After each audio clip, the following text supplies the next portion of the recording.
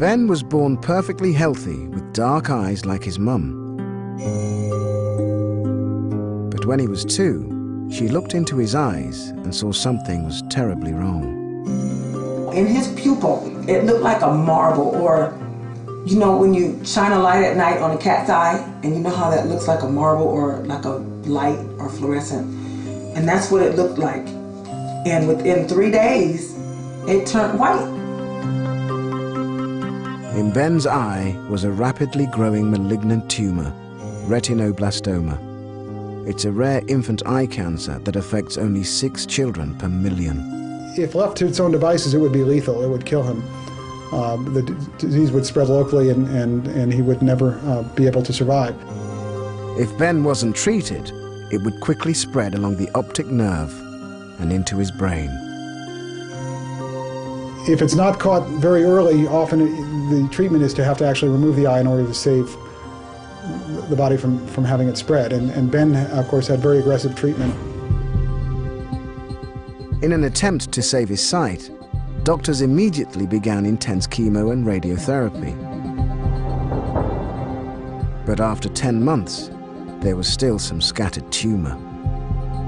Aquanetta had to make a critical, heart-rending decision. I had a choice. I either could remove his eyes or try to keep on with more chemo and radiation to keep the vision. But the thing about it is that if you continue to try, and when if the cancer got down the optic nerve, they wouldn't live. So you have to make a choice. And my choice was, you know, to remove his eyes. From the first dark moments, Aquanetta was determined that little Ben wouldn't think of himself as blind. When he woke up from the surgery, and he said, "Mom, I can't see anymore, I can't see anymore." And I told him, I said, "Baby, yes, you can see." I said, "You can see with your hands." And I put his little hands on my face. I said, "See me?" And then I said, "You can see me with your nose." And I put my hand to his nose, and I said, "You smell me?"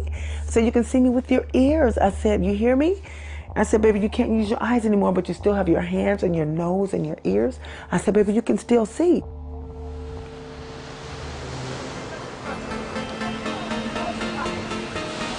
To this day, Aquanetta describes the world so Ben can experience life to the full.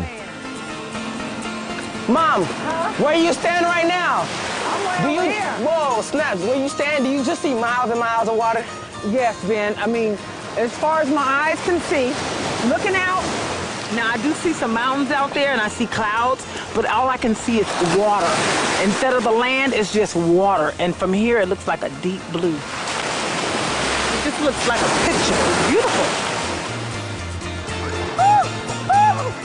Ever since the loss of her son's sight, Aquanetta's known instinctively that she would have to be strong for Ben. One of the things I realized to do is to never let him see me be afraid, never let him see me cry. Well, I go in my room and I cry and go through what I need to go through and come out here and never know. Never let him know that I was feeling sorry for him, because I didn't want him to ever feel sorry for himself. Just keep giving him confidence, courage, strength, and that's all I've ever done. Aquanetta was stunned when just a year after the operation to remove his eyes, her little boy began to see again, with sound.